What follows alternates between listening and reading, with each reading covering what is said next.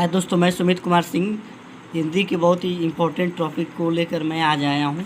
संधि के बारे में। संधि कई बार एग्जाम में पूछता है, बच्चे कंफ्यूज हो जाते हैं। बहुत ही इम्पोर्टेंट टॉपिक है जो आज आप लोगों को कुछ बताया जा रहा है आप लोगों के लिए ही आप लोगों को फ्यूचर के लिए ही बताया जा रहा है। आप लोग ध्यानपूर्वक पढ़ें और हमारे चैनल को सब्सक्राइब जरूर करें और बेल आइकन को क्लिक करें। तो सबसे पहले हम आप लोगों को संधि के बारे में बताएंगे। संधि होता क्या है, तो संधि के बारे में मैं आप लोगों को बताने जा रहा हूँ। देखिए, संधि होता है, संधि का मतलब होता है मेल। इसका शाब्दिक अर्थ क्या होता है? मेल होता है।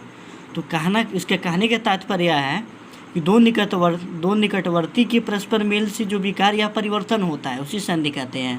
यानी हम क्या करेंगे, दो शब्द या दो अक्षरों एक दूसरे से क्या करता है? मिलता है। क्या होता है? एक वर्ड दूसरे वर्ड के साथ क्या बन करके मिलता है, और मिलने के बाद क्या बनता है? संधि। इसमें जो परिवर्तन होता है उसको हम क्या कहते हैं? संधि कहते हैं। अब देखिए, संधि ध्वनियों को मेल को हम क्या कहते हैं? संधि होता है। लेकिन वही जब शब्दों का मेल करेंगे तो क्या कहलाएगा? समास कहलाएगा। यानी समास और संधि में क्या होता है? अंतर होता है। कोई भी पूछ सकते ध्वनियों का मेल क्या होता है और शब्दों का मेल क्या होता है। तो शब्दों का मेल क्या कहलाता है? समास कहलाता है। ध्वनियों का मेल क्या कहलाता है? संधि कहलाता है। यही आप लोगों को जानना है। सबसे पहले मैं आप लोगों को ये बताने जा रहा हूँ कि संधि के भेद कितने होते हैं। संधि कितने प्रकार के? 3 प्रकार के होते हैं। कौन कौन से होते हैं मैं ये भी आप लोगों को बताऊंगा। तो पहला संधि क्या होता है? स्वर संधि होता है। स्वर संधि कौन सा संधि है? स्वर संधि है। दूसरा कौन सा संधि होगा? व्यंजन संधि। और तीसरा क्या होता है? विसर्ग होता है। विसर्ग संधि होता है। तीसरा कौन सा संधि होता है? विसर्ग संधि होता है। अब हम स्वर संधि के बारे में जानेंगे। एक स्वर दूसरे स्वर के साथ जो मिलकर क्या होता है, जो विकार उत्पन्न होता है उसको हम क्या कहते हैं? स्वर संधि कहते हैं। एक और एक दोनों स्वर को एक साथ मिलाएंगे और नए शब्द का क्या हुआ? निर्माण करेगा। उसी को क्या कहते हैं? स्वर संधि कहते हैं। तो हम हेडिंग पहले क्या लिखेंगे? स्वर संधि के बारे में। स्वर संधि। तो हम क्या करेंगे? दो स्वर के आपस में क्या करेंगे? मेल से जो उसमें परिवर्तन होता है उसी को क्या कहते हैं? स्वर संधि कहते हैं। लिख सकते हैं, दो स्वरों के मेल से जो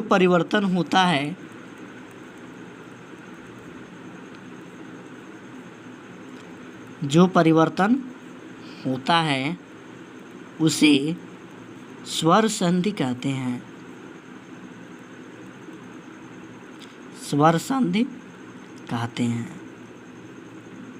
आप लोगों को समझ में आ गया होगा। यानी दो स्वर आपस में क्या करेंगे? मिल जाएंगे, उसमें जो परिवर्तन होगा उसी को हम क्या कहेंगे? स्वर संधि कहते हैं। आप लोगों को समझ में आ रहा होगा आसानी से। अब मैं आगे बढ़ रहा हूँ कि स्वर संधि कितने प्रकार के होते हैं।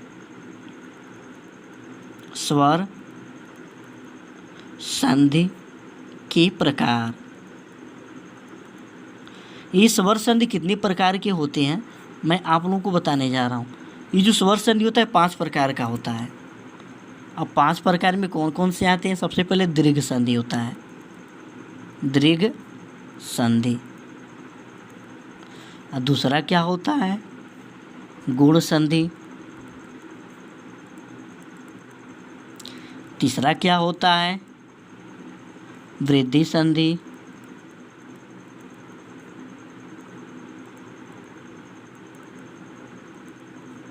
चौथा क्या होता है? यण संधि।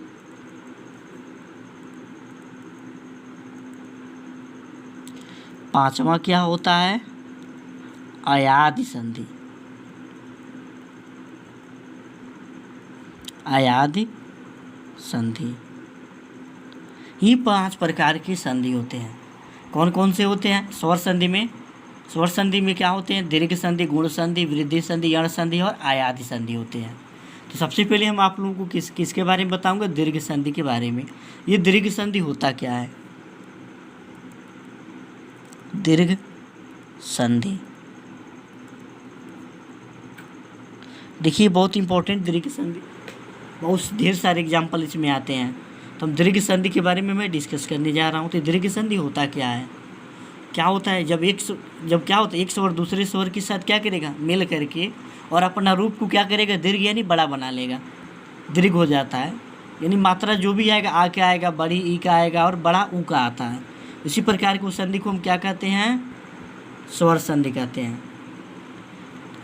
उस प्रकार की संधि को क्या कहते हैं, दीर्घ संधि कहते हैं। जैसे आ गया औ के बाद क्या आ गया, आ के बाद क्या आ गया, ई के बाद क्या आ गया, बड़ी ई, उसके बाद क्या आ गया, ऊ और बड़ा ऊ। इन सब से मिल कर के जो बनेगा अ, आ, ई, बड़ी ई, ऊ, बड़ा ऊ, इस दोनों से मिलकर क्या बनेगा, आ बनेगा, बड़ी ई बनेगा और बड़ा ऊ बनेगा। यानी जिसमें आ गया, बड़ी ई की मात्रा और बड़ा ऊ की मात्रा आएगा, उस प्रकार की संधि को हम आसानी से क्या कर सकते हैं, कौन सा संधि होगा, दीर्घ संधि होता है। जैसे मैं आप लोगों को मैं बताने जा रहा हूँ कि दीर्घ संधि के बारे में आप लोग आसानी से समझें। जैसे एग्जाम्पल के तौर पे मैं आप लोगों को लेके चलने जा रहा हूँ। आप लोग सबसे पहले जानेंगे और अ मिलकर के क्या बनता है, क्या बनता है, आ बनता है। और अ मिल के क्या बनता है, आ बनता है। तो हम कैसे एक एग्जाम्पल ले रहे हैं, एग्जाम्पल हम आप लोगों को बता रहे हैं।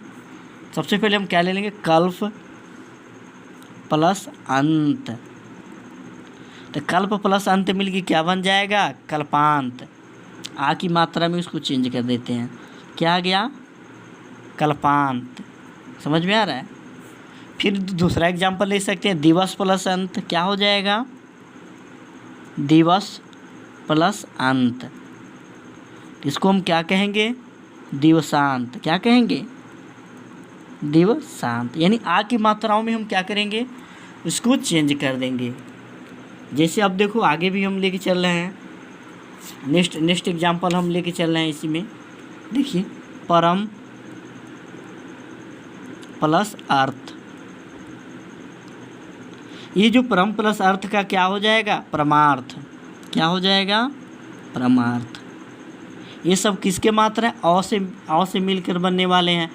अब हम क्या करेंगे, आ से मिलकर बनते हैं, बहुत से एग्जाम्पल हैं। जैसे मान लो दे दिया अ प्लस आ अगर आ गया, अ और आ मिलेगा तभी भी क्या बनेगा, आ बनेगा। आप लोग ध्यानपूर्वक ये आप लोग को ध्यान में रखें, आ की मात्रा, बड़ी ई की मात्रा और बड़ा ऊ की मात्रा अगर आ जा रहा है तो उसको हम क्या कहेंगे, दीर्घ संधि कहते हैं। मैं आप लोग को अब बताने जा रहा हूँ। सबसे पहले देखिए आसानी से, परम प्लस आत्मा। परम प्लस आत्मा बराबर क्या हो जाएगा, परमात्मा। क्या हो जाएगा, आ की मात्रा परमात्मा हो जाएगा। सत्य प्लस आग्रह।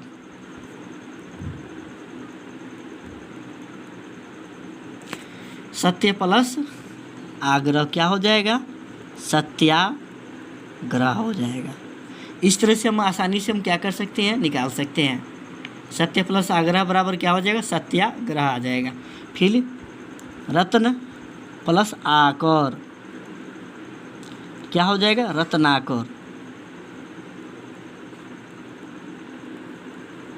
हमको क्या बन जाएगा, रत्न